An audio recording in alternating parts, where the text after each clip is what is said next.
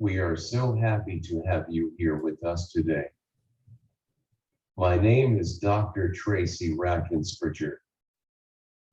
I am a public service faculty member at the Institute on Human Development and Disability, University of Georgia.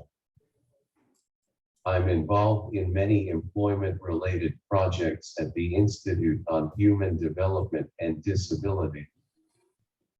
One of these projects is this project called Supporting Coalition Building to Phase Out 14C. This project is funded by the Georgia Council on Developmental Disabilities. I direct it on behalf of the Institute on Human Development and Disability. The purpose of the project is to see an advocacy coalition develop that is meaningfully engaged in organizing at the grassroots and state levels to advocate for needed regulatory, legislative, and policy changes to ensure the phased ending of 14C in Georgia. We at the Institute on Human Development and Disability plan to achieve the above stated goal by 1. Increasing the number of individuals who receive training on topics related to 14C and policy making. 2. Creating a coalition. And 3.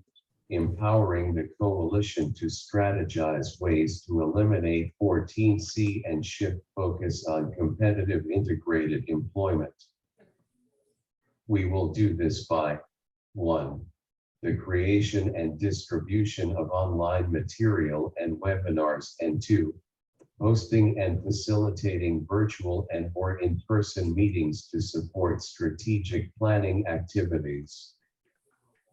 The very first step in achieving an advocacy coalition meaningfully engaged in organizing for policy changes to ensure the phased ending of 14C in Georgia is to enlist people who are at least curious about 14C and what it means for people who have disabilities.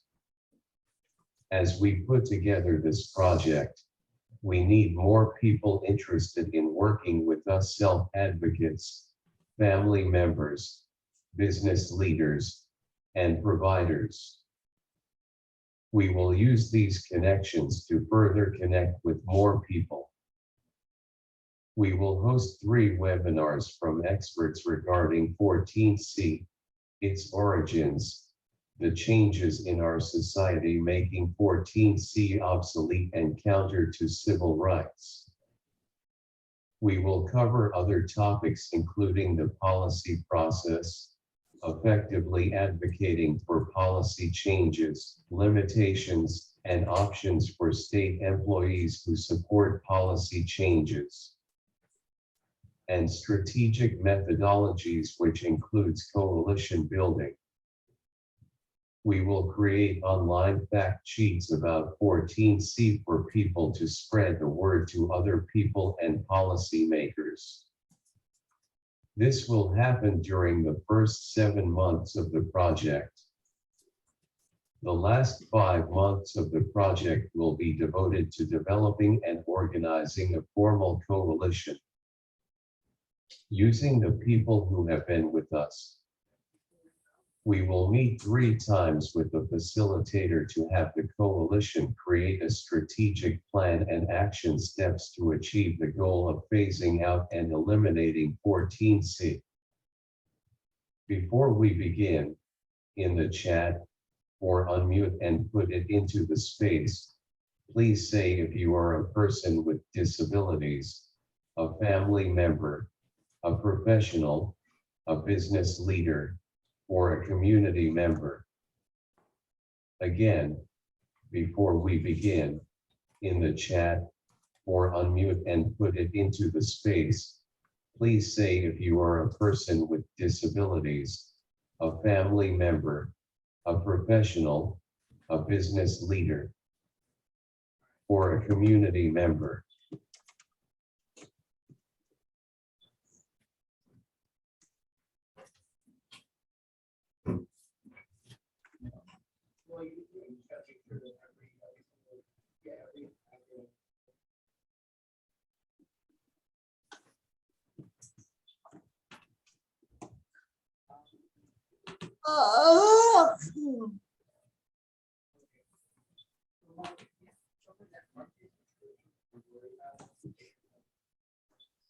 Now, I want to introduce you to today's topic, challenging the arguments for continuing subminimum wages in Georgia. As a mother of a young man with intellectual and developmental disabilities and a professional building inclusive communities and workforce strategies for individuals with disabilities, Aarti Sahgal will discuss in this webinar how people with disabilities are productive members of their communities and have rights to pay that is congruent with their peers without disabilities. Ms. Sahgal will speak to common arguments for continuing subminimum wages and how she has observed people in the community thriving when they have access to real employment opportunities. She is founder and CEO of Synergies. Work. Welcome, Aarti. Thank you.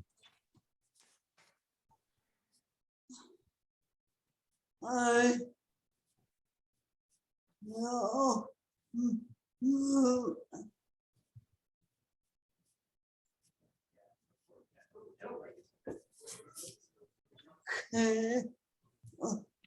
Aarti, I need to unmute myself. Thank you so much, Tracy, for the introduction and for giving the big perspective on what your this series of webinars that you're hosting and where it's leading to. It's good to know that perspective. Thank you so much for inviting me today and sharing my perspective on as a mother and as a professional who has been working in this field now close to 17 years. So I'll just take a minute to share my screen and take it from there.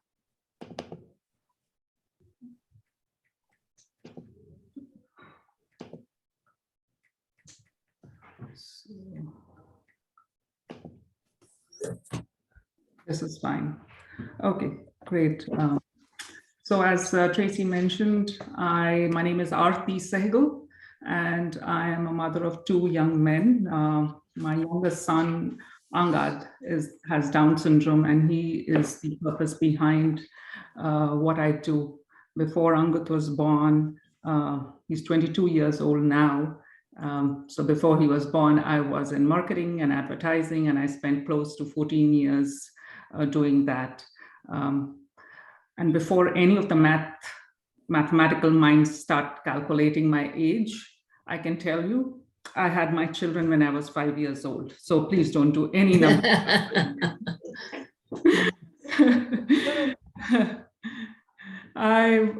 It's good to know who's in the room. So I see it's a mix of professionals, disability folks, self-advocates, and also parents.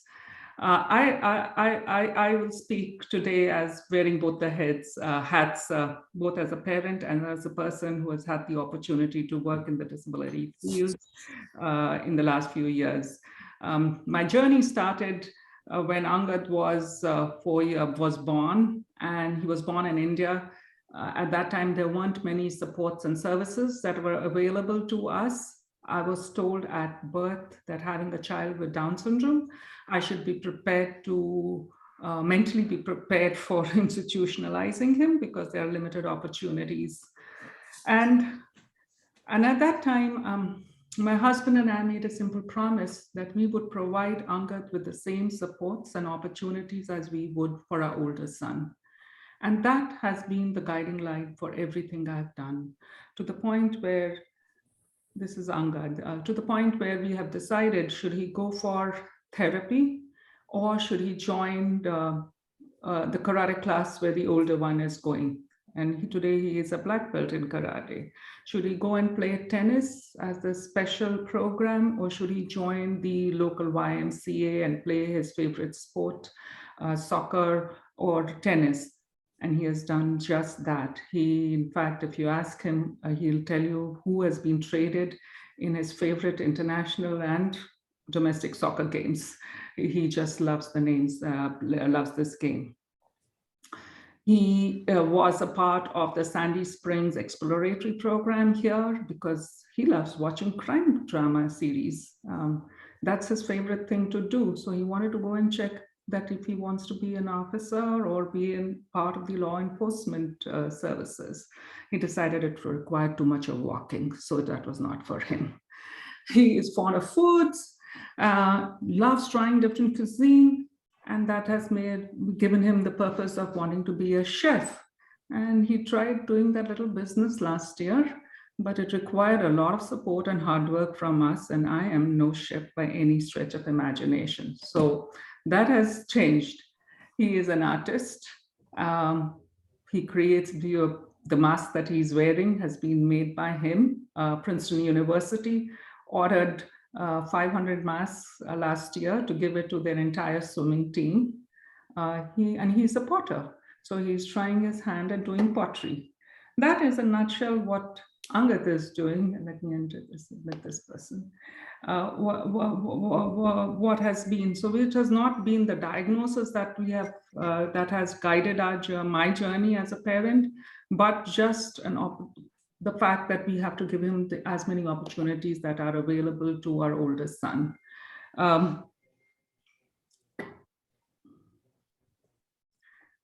What this journey has made me realize really is that there are two worlds that even exist today amongst us. In one world is for the general population, and the other world is for people with disabilities. In one world, there are abundant opportunities. You are given various paths of careers and opportunities to follow, and you can have the opportunity and the dignity to fail, take risks, and then people applaud you for failing and tell you, yes, you can try again, because that's what all successful people do.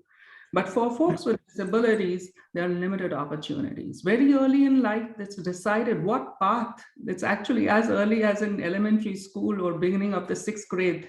The school decides what path and what career you will take based on the diagnosis. And then at every turn, you are measured. If you fail, it is because you have a disability, not because it's part of the journey of growing that you can fail and succeed.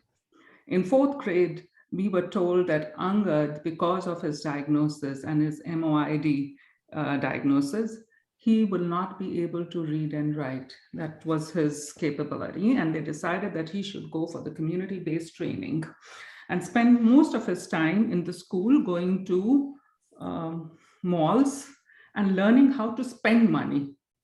And that was something that I was not in the favor of. So we provided private education, thankfully, because I was tired of fighting for a public school system failed us. We were tired of spending our money in the legal court system.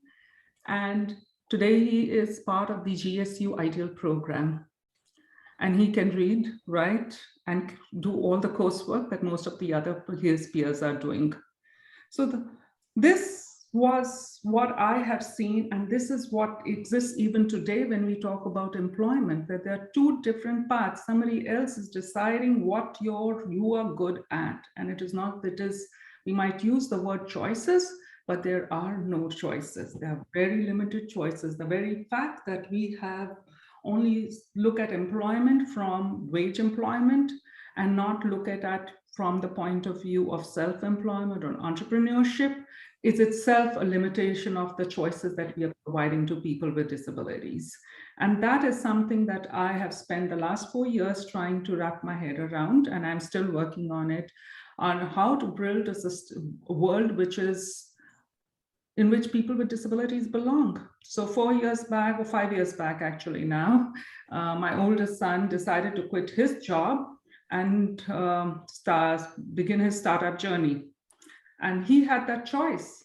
And it was at that time I realized that there weren't much of opportunities available to folks with disabilities to join the entrepreneurial growth that was happening all around us. And that's how Synergies work was conceived. And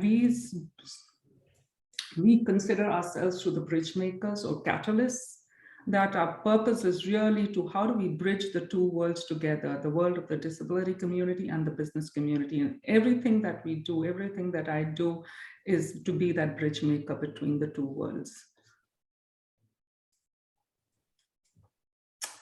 Coming back to this point of how do we, this is really my mantra, challenging the soft bigotry of low expectations, because that's where everything is rooted. How we view our choices, what choices we provide are rooted in the fact that there is a soft bigotry of low expectations that exists. The myth one is that people with disabilities don't have talent, right? That's what we believe, that they are only good for certain kind of jobs. This gentleman is Brandon Cantrell. He lives in South Georgia. At the age of, at 17 years old, he was in the Florida State Hospital because he was deemed as a danger to himself and to others. He has, when he was only 4 years old, he had brain cancer and multiple episodes which led to some mental health issues.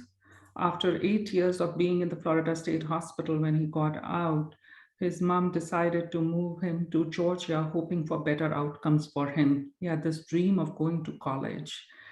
He landed up in an assisted living facility, which was basically just, I don't know how best to put it, but just a community where people were put together and with no interest on helping them achieve any Come in. goals. Yes. Come in, come in. Come in. I'm sorry. I think somebody is not muted. So where was I? Yeah, so from there, we met, I met Brandon in 2020, just the beginning of the COVID pandemic. And he came with all his crochet items. He's fond of embroidery, fond of doing crochet, because the repetitive movement of doing crochet is soothing and almost meditative to him. And seeing the work that he had produced, he wanted to set up a small business that could allow him to sell his crochet items. Let me share his story. This is a little outdated, but I wanted you to listen to it, and then I'll tell you what he's doing now.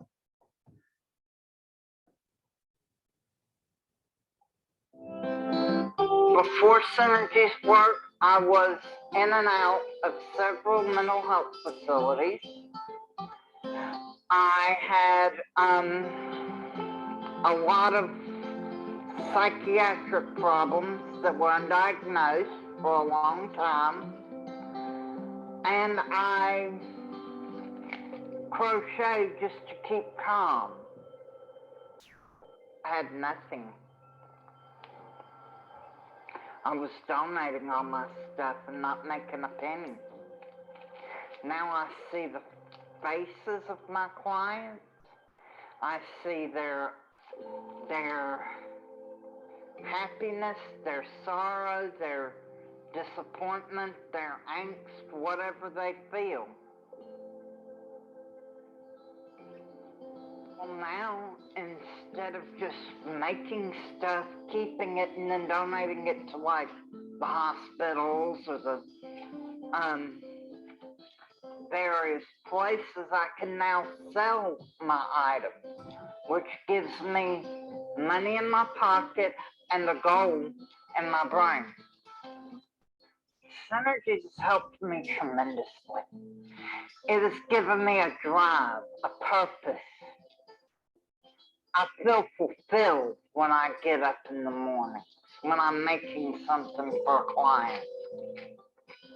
Since he's become involved with Synergies Works, he's become a lot more happy, a lot more joyful. He thrives on taking orders from clients and crocheting something that they specifically want. He's more calm. He seems to feel like he's found his place. Like he feels like he's found a spot where he's accepted finally in the world.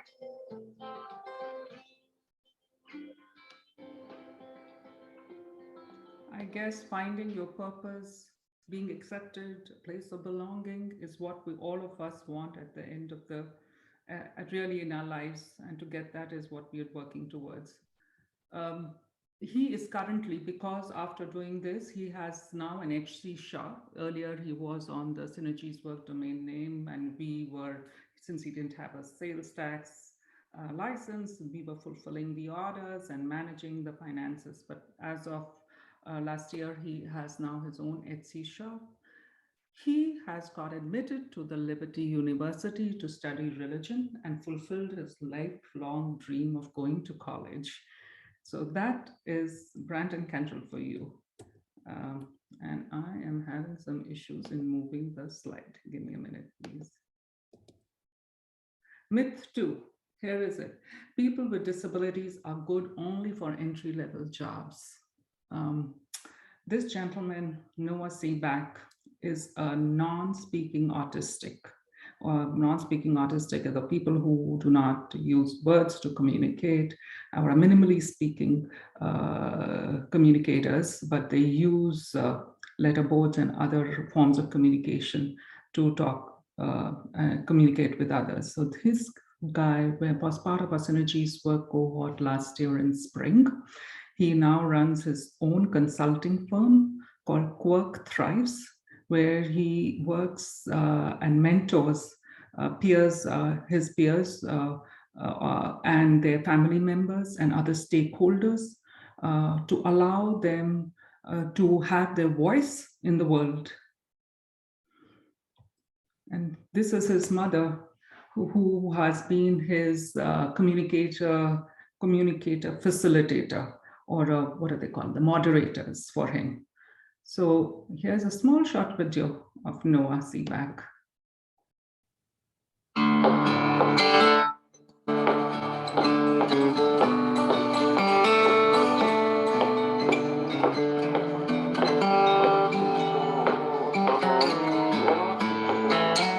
My name is Noah Seaback. I'm a non-speaking autistic. The reason I lead with non-speaking is because I also have apraxia.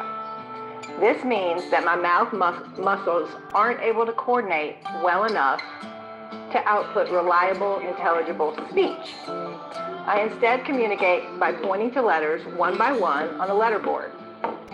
To do this, I need the support of a communication regulation partner. But make no mistake, these are my words. Non-speaking does not equal non-thinking. And this is why I've launched my peer support mentoring business, Quirk, for non-speakers and their families. Non-speaking autistics like me have been historically underestimated, misunderstood, and mistreated. To live with an intelligent mind, trapped within an uncooperative body, is trying at best and traumatic at worst. Non-speakers need empathy, encouragement, and strategies from someone who has navigated this path already. I want to partner with them to be that someone. I hope in time I can reach hundreds of non-speaking autistics the world over to join them on a path to not just surviving, but thriving. I'm hoping to get just as many parents and caregivers to join them on that journey. Individually now, but eventually through seminars and workshops in collaboration with other like-minded allies of autistics. Synergies work helped me make it a reality. The Eye-to-Eye program was both professional and personal in its approach. Not only did it guide me through the nuts and bolts of building a small business, but it also helped me to examine my purpose and vision, keeping me true to myself. I was challenged, but provided with the scaffolding necessary to support that challenge and propel me forward.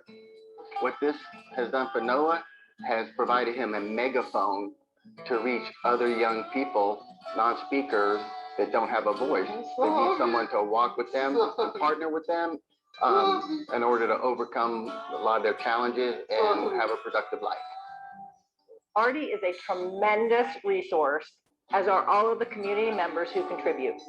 They provide accountability and a safety net, plus ongoing support.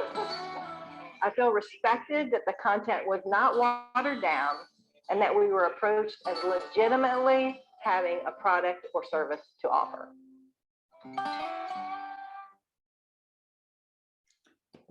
If you have a minute, do take a look at his website, quirkthrice.com.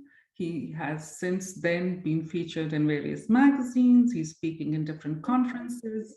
And more importantly, we are facing the good question of filing our taxes and returns. So I like that problems and issues that we had now this year.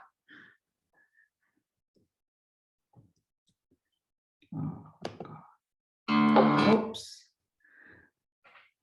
The myth number 3 that many of people have here: workers with disabilities do not perform well and require extra supervision. This is Daniel Abity, and I know some people here in this call were part of the GCDD's Employment Advocacy Day, where he was the compere or the person who was navigating running the entire show. Daniel Abity is autistic, lives here in Roswell, Georgia. He's a voiceover artist, has his own company called Vivid Vocals VO.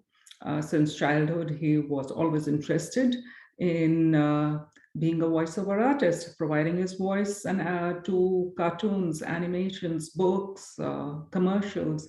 He would do, I'm told, play-by-play rendition of his favorite sports team as a child.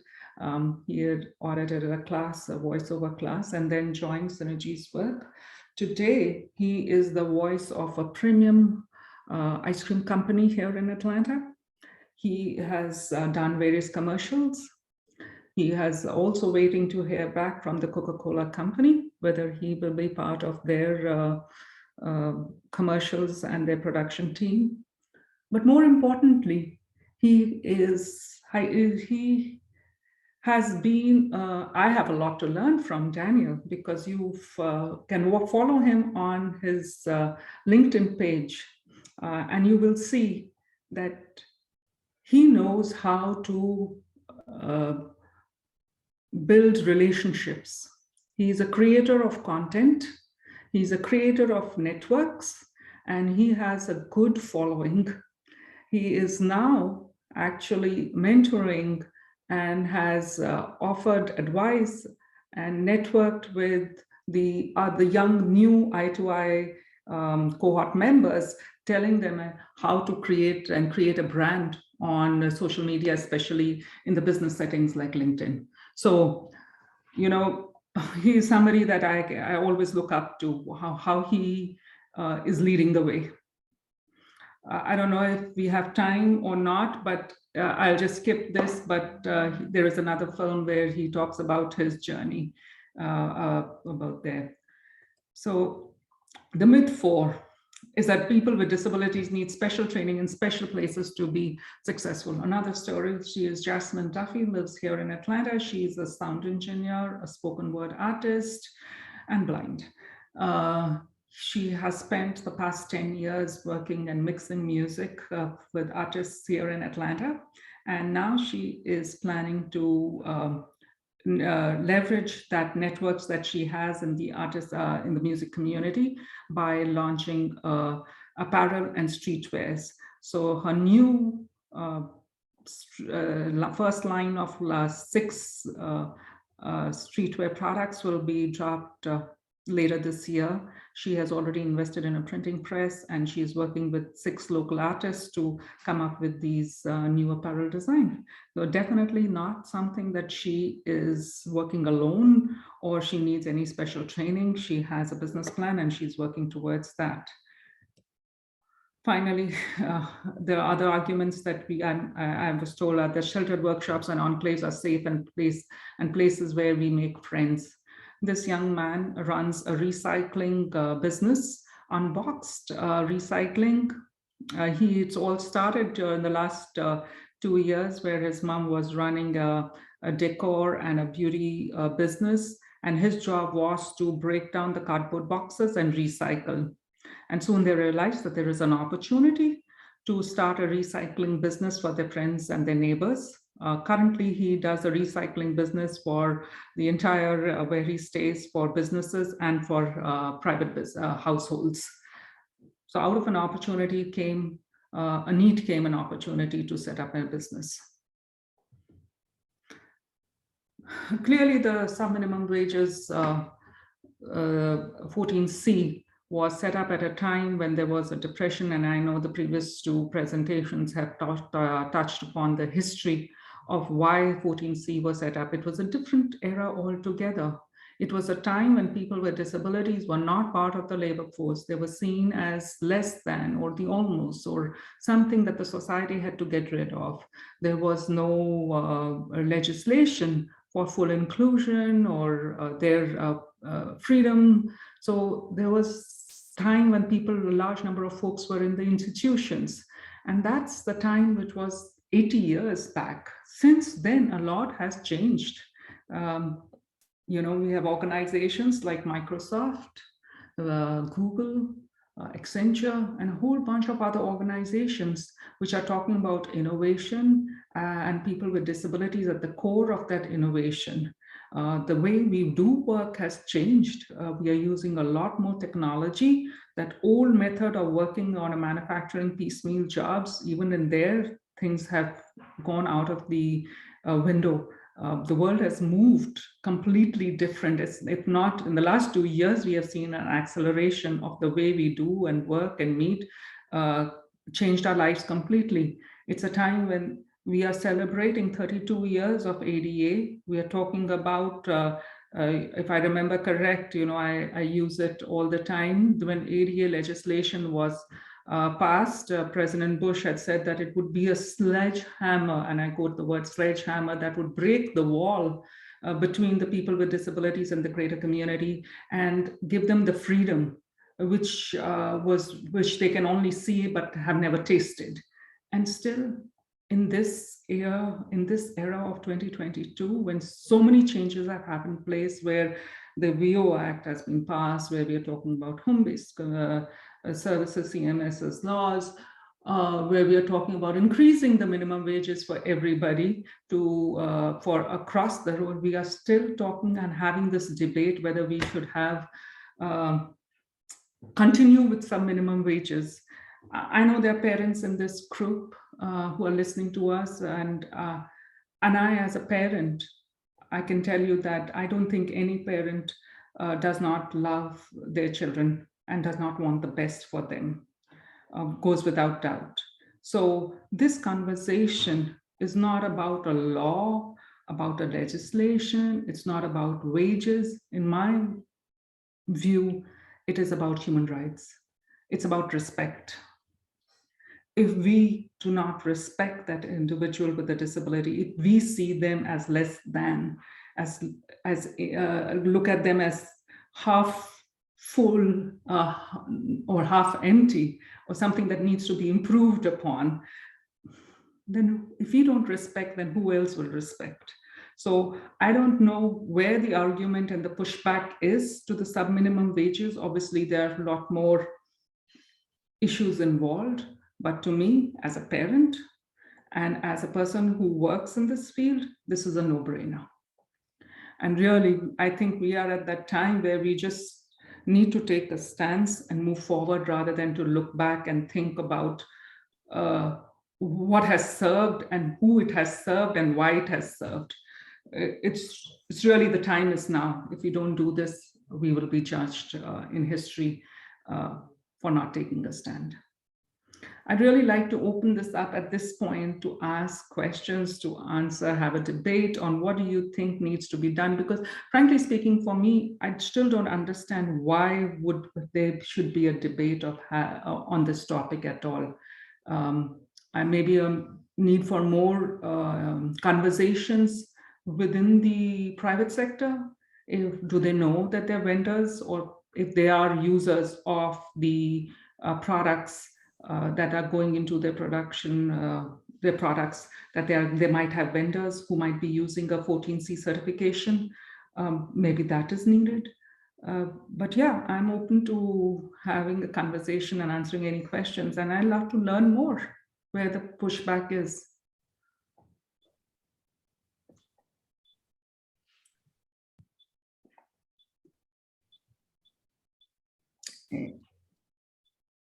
Any thoughts?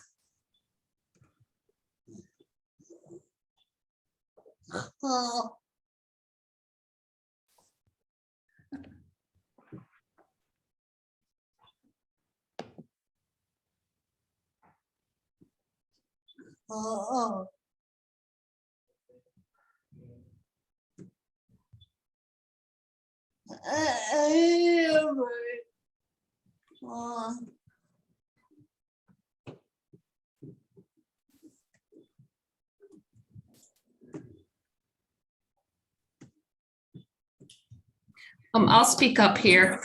I just wanted to just comment on the presentation. I really liked how you talked about all your son's roles and the social valued roles aspect of it. Also, the myths were very helpful, and I'm hoping that you might share some of those myths with us on your some slides or something. I'm going to be doing training with some young adults at camp, and it's around the human rights-based approach supporting people with disabilities. And I think that was just a really good way to articulate it, and very, just very simple, you know, and your examples were really good. And I took down the YouTube links and things like that. So I thought that was very helpful. So thank you.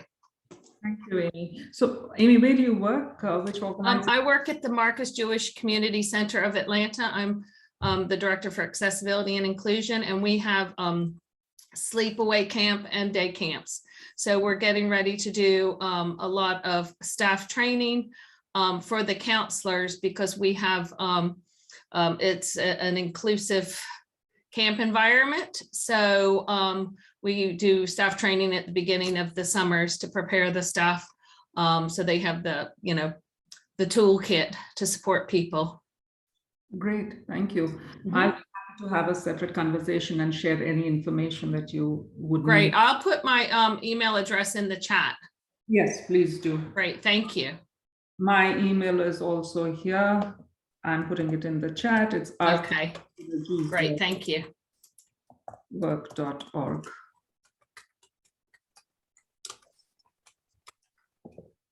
I think I have approached it very simply, to be honest. As you said, it is what my lived experiences are. I do not have much of a, I'm not a policymaker. I'm not an educationist. I believe in, I guess I just believe in doing and learning. So there, yeah, and I've got yours. Any other questions? Because people keep saying that there is a pushback from parents, and I would like to get a parent's perspective on why we should continue with this.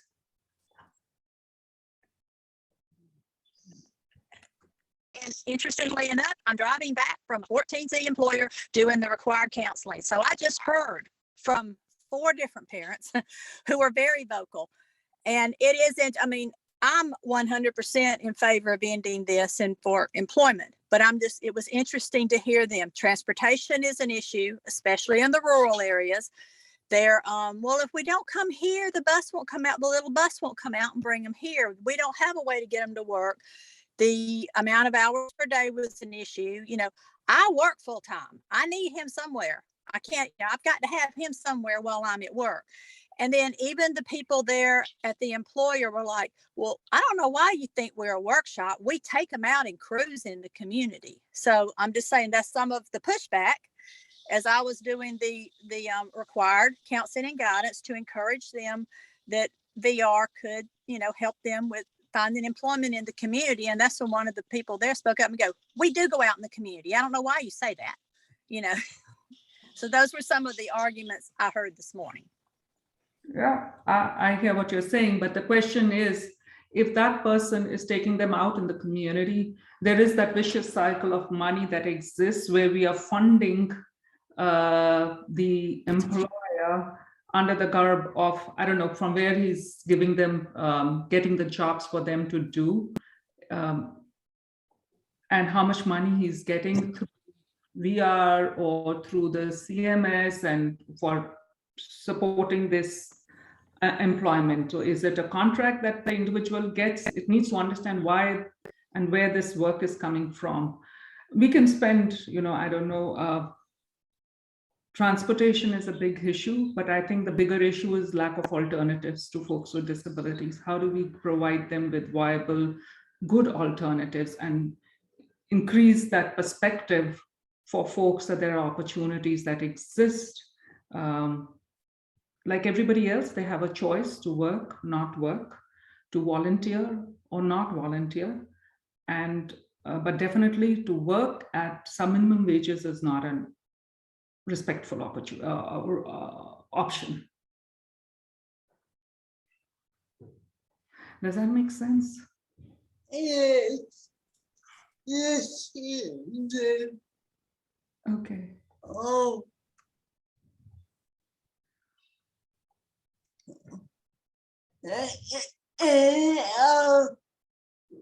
Beautiful. Oh. Yeah. Yeah. So. Well, I just want to just comment on the sheltered workshops, because I lived in Ireland for 23 years and worked in the disability sector there, and we had sheltered workshops as well. And it was in the kind of early 2000s that they started to close because it was against people's human rights to be paid minimum wage. They didn't, employment law did not pertain to them. So in Ireland, a lot of employment is heavily unionized. So that was part of the vision to stop that. But we still have the issues around there not being opportunities for people with disabilities. But we are fortunate there because it is semi-socialized. So there's a lot of money from the government that goes into disability services and vocational training, supported employment, job coaches, things like that. So. Yeah, I can hear what you're saying. And I like the comment that Tracy put in, we get stuck in the service system. Mm-hmm. I think, yes, that's true, because very early in life, we get, as parents, we get stuck into that service system that, yeah, there is a special route that you have to follow. Everything has to be through that special services. As a result, even when it comes to employment, you suddenly find that there is no special employment. That special employment then becomes our minimum wages, so to speak. So how do we break that systemic segregation that exists even now? And I know I'm the outlier here because all my life I've had pushback saying that segregated special classes are good. Very early when Angad was he had his special classes, but he was virtually in the same public school like all other students, but he was not in a self-contained class. He was co-taught part of the time. He went for other classes with all his peers till 6th grade happened, and he was put in a self-contained class. And that's when we found that we had to drop off, because my experience might not be true for everybody. That did not lead to any special attention. In fact, it led to abuse. And we had to therefore withdraw Angad from that unhealthy environment to move to a setting which would be far more conducive to growth. So I don't think that these are safe places. There has to be, there are, in my work, I've seen that people are ready to jump in. The business community is ready to interact and make the changes happening. If not, we are at that point in our history where a lot of change is happening, where things are moving for the better. And hopefully we will all walk through this portal being that part of that change.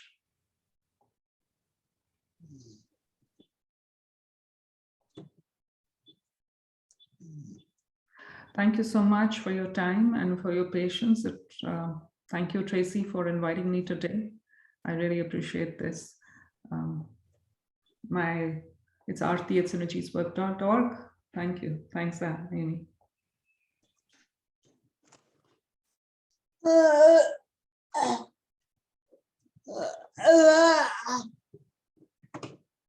Okay.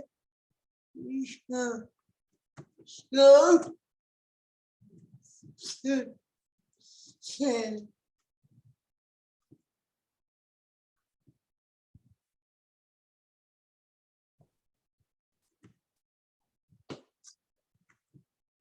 Thank you for being here today. Please take a few minutes to fill out our evaluation, especially if you are a person with disabilities or a family member. I have put the link in the chat. I hope to see you on Friday, May 13th. Stacy Ramirez will be concluding the webinar series by talking about advocating for state policy changes through coalition building and community organizing.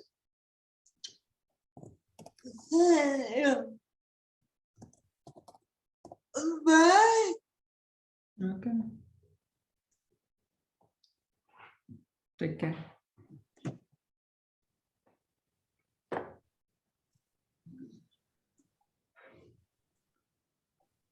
Okay, bye Tracy. Talk to you soon. Bye. Yep, we'll connect afterwards. Definitely would love to continue with this conversation. Okay. Okay, bye. Bye.